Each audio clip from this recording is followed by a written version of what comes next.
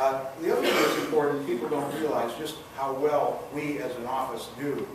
This is how John L. Scott Hallsville does relative to all the rest of the offices in Kitsap County, including Bainbridge. By units, not dollar volume, or Windermere Bainbridge would be way ahead of everybody. But you can see we're pretty strong performance, and not just John L. Scott Hallsville, but John L. Scott Port Orchard and John L. Scott Silverdale. So it's important to point that out. Where did you get that info, Terry? From the boss. I get $5. Forget it. Well, We want you to sing it. this one was actually important. My tree blew over on a neighbor last night, so broke their roof. I don't think they'll ever sell it. All right, the other thing, you remember when the young lady from the corporate was here talking about the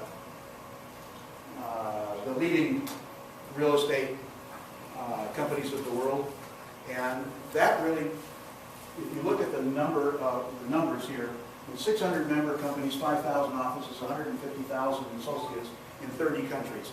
So if you're going up against RE/MAX is pretty small compared to that. So if that's important, it may not be if you're trying to list something on G Street in West Bremerton, but you never know, and certainly doesn't hurt. This just shows it in a visual representation. This is the latest.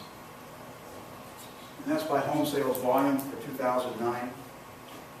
Oh, and one thing I would comment on, and one thing I didn't do a very good job of, as you run across these little pieces of information like I'm showing here, set them aside, grab them and set them aside. I spent an inordinate amount of time going back and recovering these because I didn't really set them aside for any particular future use.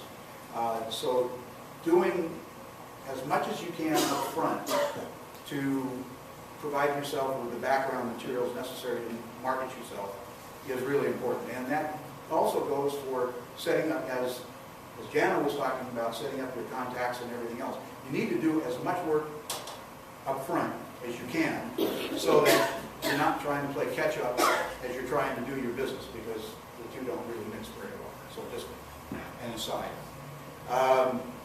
This is the John L. Scott portfolio. You can see just how dramatically greater audience the Classic Properties magazine has than all the rest. And this is DuPont, which is probably the second best known magazine. You can see it reaches a whole lot more people. And then there's Market Share, Luxury Portfolio, which is an online tool that John L. Scott provides. And the only qualification criteria, and I think unfortunately in some cases, is the price point.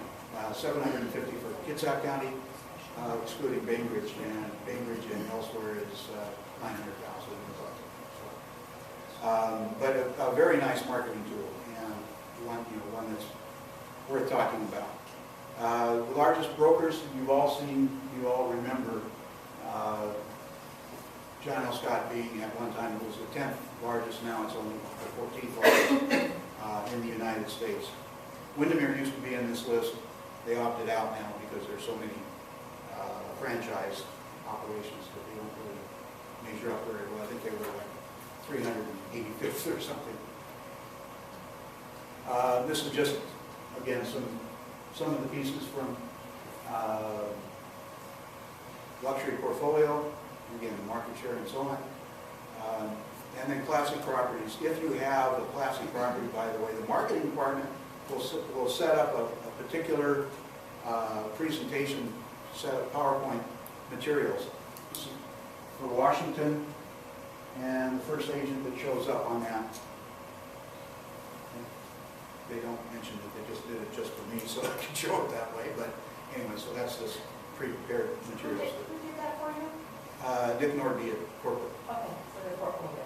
Right. Instead of specifically for like one property or... Well, just me, just as a portfolio agent. And then this is just the last thing that I read. This is just the waterfront properties I've sold from 2003 to 2000. Actually, it should be 2010 or 2000. So that's the lead bond.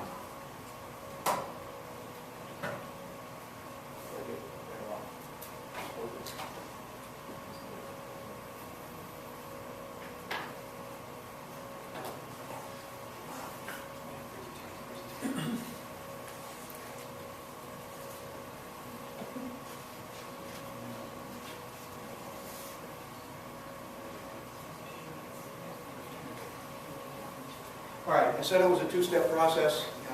The initial interview is really that. It's an interview.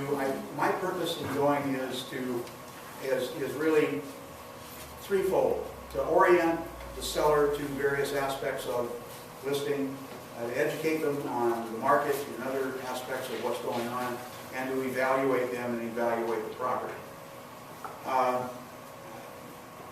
The components that I spend time on are orienting the seller, both to me and the process and the paperwork that's necessary to do it, the general market, their property, and that to educate them about the property, what characteristics they have that are important versus not, and then to evaluate, again, the property in terms of specific issues, etc. And the seller, how motivated are they? You get the seller that, we don't have to sell, we can live here the next 5 years, I'm almost ready to thank him and walk out the door at that point, because it's not going to be, unless he changes his attitude somewhere along the discussion process, isn't going to be the most successful meeting. And your time is important. There is no point in standing in front of somebody arguing with him. You don't want to argue with him anyway, but discussing the merits of their house versus the marketplace when you're going to lose no matter what anyway. All right, so I want to orient them to me, who, what, and how, and a lot of the materials that I just covered are background for that, who I am, what I am, and how I do what I do and what I do. General market considerations, and this is general market, so if we're talking a property like Miller Bay Estates, I'll talk about other affordable properties in the general vicinity, Kingston, Indianola, maybe Oregon, maybe not, but in the surrounding area. I'll try and go over the major characteristics, like what's the inventory look like first, and what's the absorption rate. So I begin to, without talking about their house specifically, give them an idea of what is coming down the road if they're able to see that far ahead. I talk about their property. You're in a great location. Your curb appeal is wonderful. We got a lot of work to do to get it ready, whatever it is. What the process is, now filling out the paperwork, establishing a marketing plan, moving forward through the process, which hopefully ends up in moving out of the house. And then go over all of the paperwork and just drop off a vanilla blank set of everything. I asked them to please look it over, and then when I get back to you, we'll go over it in some level of depth. So that's done. These are just some of the components that I talk about when I'm talking about myself with 20 years of experience. My average has been 30 properties per year. Pretty dismal these last 3 years, though.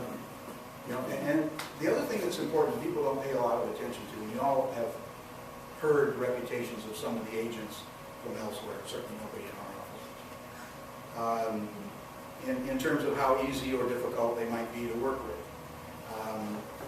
I was talking to Diane one time about a couple of agents with Windermere and Linwood. Turns out she'd worked with them and really had a great experience with them, as did I. It's not, and then so when you go into a transaction with somebody like that, you have an idea as to what you should be prepared for. There are other agents that are impossible to communicate with. There are other agents that are pretty much secret. Can't get a hold of them if you try. And there are others that don't do their job, and they will expect you to do your job. It's not, you don't want to get a reputation like that. And you can honestly tell your seller that it's important that you have exceptional agent relations because they trust you. I can tell you that I have probably said, when somebody said, well, how does Brenda's price compare to the market? I don't even have to know the property to say, Brenda's properties are 98% priced where they need to be for the market, which helps. And if you don't know the reputation of the agent, haven't had any experience with it, or had not so pleasant experience with it, you're not as apt to be able to say that. And I've already talked somewhat when I was going through the marketing materials as to what my prospecting and marketing approach is. I will call people. I just don't like to do it. Marie used to make me do it every night, 5 nights a week, and I don't like being forced to do anything. so I kind of developed a really strong distaste for that. Although I was pretty good, I could generally get an appointment every evening, and 3 listings out of every 5 that I went on, so it did build my business. And those are the people I'm relying on now to refer people to me for the most. Oops, I'm not sure how I got there. But anyway, so the general market conditions. I just want to talk, when I'm talking to them, I just want to prepare them, so I want to let them know what's going on in their particular market segment. So again, affordable, or acreage properties, or equestrian properties, or view properties, or waterfront properties, and what's going on in that marketplace for their general area. I'm not going to talk to them about CBEC, if they're at point, no point. And hopefully that begins to give them an idea as to what's going on in their marketplace and pre-prepares them for what's coming. This is just an example. This happens to be, for the rest of this is a live presentation that I made to actually a commercial real estate agent who owns property across the canal in Shine. This happened to be the inventory that was out there in that particular time. I think there was 26 properties on the market. You can see the market times, pretty ugly in a lot of cases. So then we talk about the inventory. Yes? So when you showed that other screen, I saw that you didn't change, you used all the properties that were there, you didn't make a like 300 to 600,000? This is just waterfront in the Oak Bay, Shine, Port Ludlow area. So you did yes, everything? When I say I make it general, I make it general for the property type that we're talking about. Right. I don't boil it down to the 5, best comparable. Again, this is the first visit, so I don't break it down to the 5 best comparables to this house. And I won't do that until the second time. Cool. All right, so, and then we talk about the market time and what they can expect. I was on a showing day before yesterday of condominiums in Bellevue, and they were wondering why it had been on the market for such a horribly long time. It was 190 days. I did a market analysis on it. The average market time of sold properties was 196 days. So I told them it hasn't been on a long time. It's been on, and it's about ready to sell because its price certainly seems to be right. So 190 days in one market is terrible. If everything's selling in 67 days. On the other hand, 190 if everything's selling in 300 days is pretty darn good. So you just have to get them oriented to that.